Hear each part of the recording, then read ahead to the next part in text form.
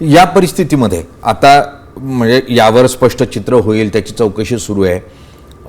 ज्यावेळेला विलिनीकरणाची चर्चा होईल विलिनीकरण किंवा होणार नाही, सुनेत्रा पवार या राष्ट्रीय अध्यक्ष होतील, जो काही निर्णय असेल पक्षाचा तो होईल.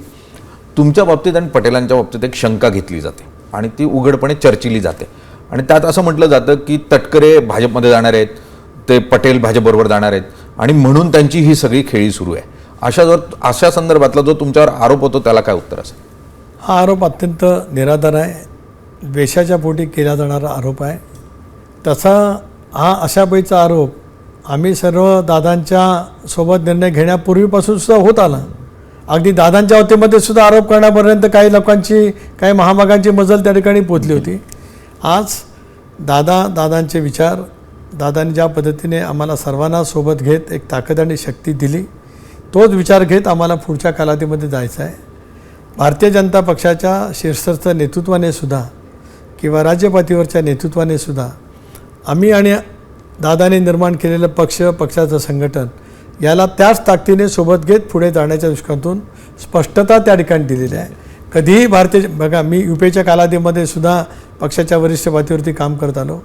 UPAकडून मित्रपक्षाला मिळणारी वागणूक त्या कालावधीमध्ये अगदी त्या प्रक्रियेमध्ये जवळचा नव्हतो तरी अनुभवत होतो, पण 14ला अनुभवली ना. विधानसभे निवडणुकीच्या जागा वाटपासाठी पृथ्वीराज चव्हाणांच्या जवळ ज्याला मी बसत होतो त्याला मी प्रदेशाध्यक्ष होतो.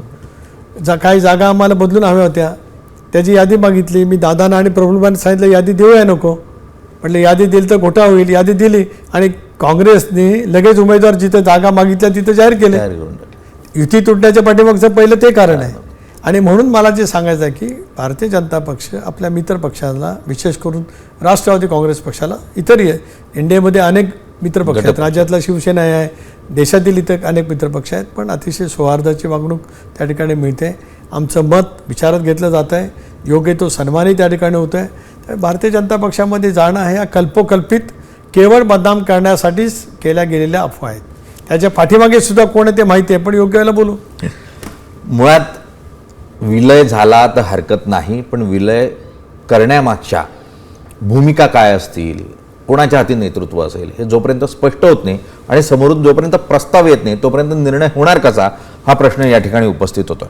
आणि मुख्य म्हणजे या निमित्ताने एक लक्षात घ्यायला हवं की अजित पवारांसारखा अत्यंत उंचीचा कर्तबगार असा नेता महाराष्ट्रानं गमावला. ज्या वेळेला त्यांना संधी मिळायला हवी होती, तटकरे साहेब म्हणजे अगदी 10 जानेवारीला आम्ही सकाळी अजित पवारांबरोबर बसलो होतो, त्यावेळेला त्यांनी एक खंत व्यक्त केली की आमचा उमेदीचा जो काळ होता तो आमच्यावर चुकीचे आरोप करून आमच्या उमेदीचा काळ खराब केला गेला. खरं महाराष्ट्राला अजित पवारांसारखा मुख्यमंत्री लाभला असता तर 10 वर्ष महाराष्ट्र पुढे असता. पण आता ही पोकळी तयार झाली आणि ही स्वप्न पूर्ण करण्याची जबाबदारी तटकरे साहेब तुमच्यासारख्या नेत्यांवर आहे. तुम्हाला खूप खूप शुभेच्छा. मुळात अजित पवारांची ही इच्छा पूर्ण हो अशी अपेक्षा व्यक्त करतो आणि आज आपण जी वेळ दिली त्यासाठी खूप खूप धन्यवाद. नमस्कार. धन्यवाद.